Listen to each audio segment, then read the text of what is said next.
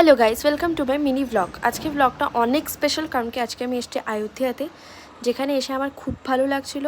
তো আমরা সকাল সকাল চান টান রেডি হয়ে চলে যাচ্ছি মন্দিরের দিকে।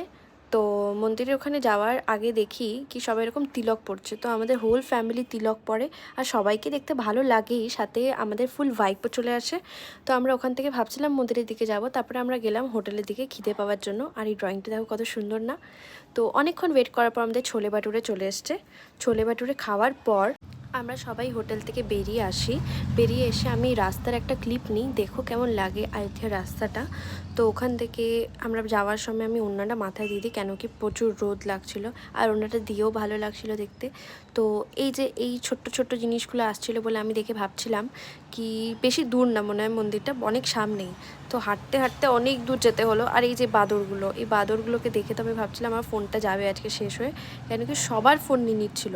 তো আমি খুব ভয়ে ভয়ে ক্লিপটা নেওয়ার পর এই যে রাম মন্দির, এইটা এরপর আমি আর ফোনটাকে নিয়ে যেতে পারবো না, কেন কি অ্যালাউ নেই।